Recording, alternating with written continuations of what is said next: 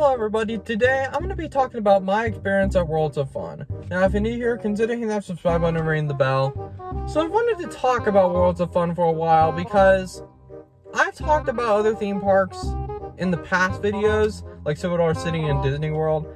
But Worlds of Fun is kind of its own category because it's on the lower end of the Cedar Fair chain, like Cedar Point and all that. I wanted to talk about it today because I recently went there around a year ago. I think it was like June of 2021. And it was kind of a weird experience. So when we first got there, we actually spent 2 nights at their campground, which was kind of like where you could put your RVs and Airstreams and stuff, which we do have an Airstream. We got there around like Friday night and the park has already closed. So we slept there and I was pretty excited to go because I'd never been to Worlds of Fun before. And when we woke up, like, you could see the cars from the parking lot. It was so packed. And to be fair, it was kind of our fault for going on a Saturday because Saturday is by far the busiest days at any theme park ever. So that I kind of take the blame for because we couldn't go on any other day. Saturday was the only day that we could go. And we went up to the gates and the ticket price isn't terrible. It's only like at the gate it's $64, but if you buy them online they're a lot cheaper. They're like $34 or $46 or something like that. I'll have to look that up and post that editing. But it's not that bad of a price for a theme park of that caliber. I didn't mind paying that fee, but later in the day I was like, is this really worth it? But we got in and the park opened and they played a very fuzzy recording of Whitney Houston's Star Spangled Banner, which I do like that performance. It felt like it was recorded on with the mashed potatoes. But when that happened, we walked in, and the first ride I managed to get on was Mamba. I think that's how you pronounce it. Mamba is a pretty good coaster. I don't know what company it's by. I'll have to do that post-editing. But Mamba was a pretty good credit. I've never ridden it before, and we waited around like 15 minutes for that. And it's actually not that bad of a wait because later in the day it got really busy. We managed to get Mamba, and I only got one ride on it. And then we went to their boomerang, and their boomerang is actually one of the smoother boomerangs I've actually ridden in kind of like those type of theme parks. Because the one at Six Flags St. Louis isn't that great, and I might need to make a video about Six Flags St. Louis down the line. But their boomerang wasn't that great, but this boomerang was actually not bad for boomerang standards. It was actually pretty good. But we only had to wait like 10 minutes for that. But here's when it gets kind of crazy. There's this coaster, I think it's from B&M, called Patriot, and I really wanted to go on Patriot. We were only in the park for like 30 minutes, and it was already an hour wait.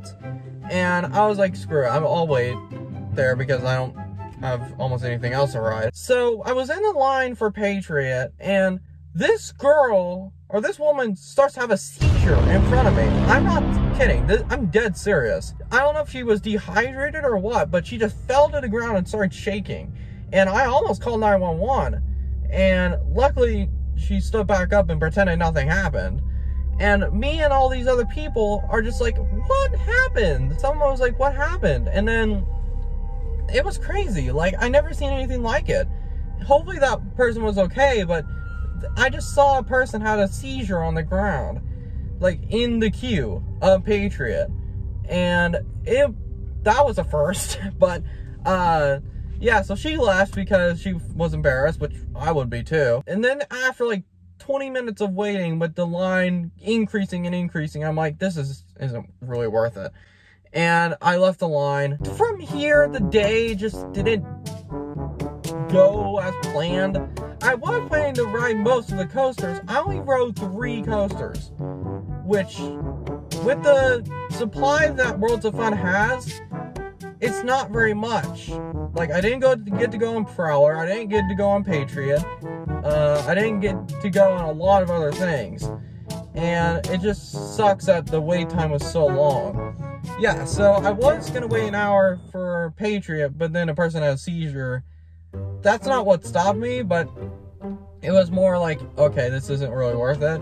And I left the line, and I decided to get something to eat because I was hungry. The food is I mean, I know it's theme park food, but I feel like they should at least try. Like, it seems like it's like some cafeteria food that I've had in the past is actually better than some of the restaurants there. I'm starting to notice throughout the day that there are barely any fans in the queue line. Worlds of Fun really needs to fix that, because with dehydration can be a serious problem, and most of these places don't have air-conditioned queues, and like they don't have like shading. I didn't expect that. I mean, I've heard people say that, but I was like, okay, it's been like 2 years since people have said that. They should be able to fix it. Nope, they haven't. They haven't put in any fans, and I pray for those gosh darn workers who have to go in that heat with no fans. It's just like, I can't imagine that. The workers feel like they're dead inside, some of them, which I can't really blame them, because like they're working in like hot weather, and like there's barely any air conditioning or fans. I've only managed to get a Mamba and Boomerang this whole day, and I'm rightfully upset because I don't remember if I actually did spend the money, but I spent like $40 and I only got to ride 2 coasters and eat mediocre food. After a while, I was just like, okay, I'm gonna leave the park for a while. My family actually kind of dropped me off, so they don't really have to, because they don't like roller coasters at all, basically, and they didn't have to wait for me every time. So, since our RV or our Airstream was like right next to the park, I actually went back there and just relax and just reflect, like, oh my gosh, this could have been so much better. It got actually later in that day, I realized, you know what, since the crowd is down, the crowds are a little bit down because of the sunset and stuff, I'll try to go on another coaster. And I managed to get on Timberwolf, and Timberwolf, it's I personally like Mamba better, but Timberwolf it is really bumpy. Like, I think I heard they did something new with it. It still feels like it's a little bit rough in some places, but it's not a terrible coaster. I actually think the Boss at Six Flags St. Louis is way worse than any of the coasters at Worlds of Fun. And people think that Ninja is the worst coaster at Six Flags St. Louis. I think it's the Boss, personally. I managed to get Mamba, Boomerang, and Timberwolf, and that's all I've got. Like, I didn't get to go on Prowler or Patriot or any of the flat rides. I was thinking I would go tomorrow, the day after that, and I never did. It's just like, I just feel like I kind of was wasted. I kind of waste my money. It's kind of sad because I think this park does have potential. Like, their lineup is alright, and if they add another coaster, maybe it could get some attention back on them. The fact that they haven't added a new coaster in a long time, they don't have fans, the food is not very good. I feel like it should be taken care of more than it should. And it's sad because this is the only Cedar Fair theme park in Kansas City, Missouri, or just Missouri in general. And I really think we deserve better here. I mean, we do have Silver City in Six Flags St. Louis, but even St. Louis, Six Flags St. Louis isn't that great.